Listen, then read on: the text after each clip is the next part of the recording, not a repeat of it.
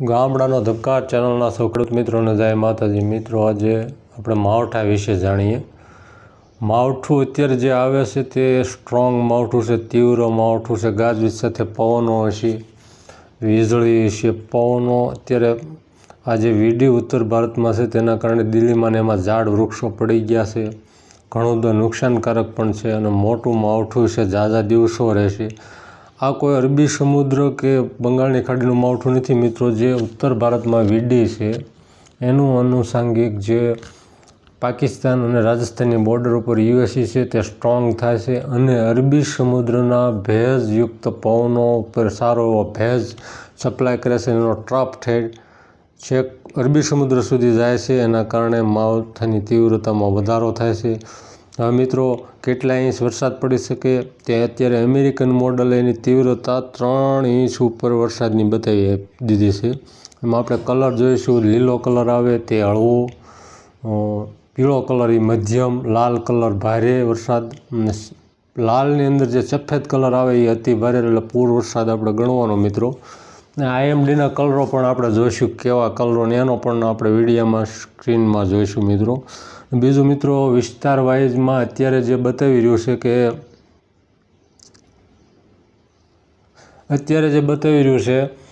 ઉત્તર ગુજરાતમાં ચાલુ થાય, કંસમાં ઉત્તર સૌરાષ્ટ્રમાં આવે, પછી મધ્ય સૌરાષ્ટ્રમાં આવે, પશ્ચિમ સૌરાષ્ટ્રમાં આવે, દક્ષિણ પશ્ચિમ સૌરાષ્ટ્રમાં આવે, પૂર્વ સૌરાષ્ટ્ર અને પૂર્વ ગુજરાત, મધ્ય ગુજરાત અને દક્ષિણ ગુજરાતમાં ઓછી તીવ્રતા બતાવી રહ્યું છે, પણ આ કોઈ નક્કી આનું હોતું નથી।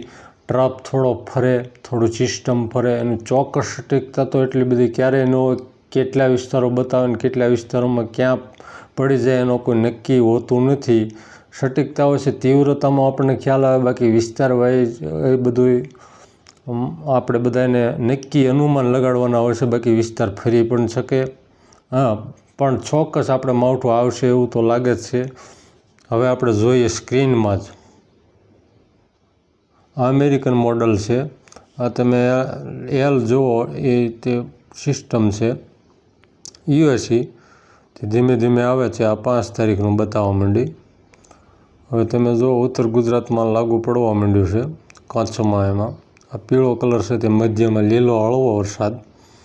હવે આ 6 તારીખ આવી ગઈ, કચ્છ અને ઉત્તર સૌરાષ્ટ્ર અને ઉત્તર ગુજરાતમાં તમે જોયું, અલગ અલગ દિવસે અલગ અલગ વિસ્તારમાં વરસાદ પડે છે। જ્યાં લાલ અને તેની વચ્ચે જે સફેદ આવી જાય તે અતિ ભારે વરસાદની સિગ્નલો છે, તમે જોઈ લો। આમાં દક્ષિણ સૌરાષ્ટ્ર, મધ્ય સૌરાષ્ટ્ર, પૂર્વ સૌરાષ્ટ્રમાં જોઈ લો, પશ્ચિમ સૌરાષ્ટ્ર, મધ્ય સૌરાષ્ટ્રમાં કેટલો વરસાદ બતાવી રહ્યો છે 6 થી 8માં, અલગ અલગ વિસ્તારમાં અલગ અલગ દિવસે બતાવી રહ્યો છે। આ અમેરિકન મોડલ છે, જીએફએસ જે કહીએ તે આપણે મિત્રો આ 9 તારીખ સુધીમાં તમે જોયું કેટલી તીવ્રતા છે અને અલગ અલગ વિસ્તારો છે।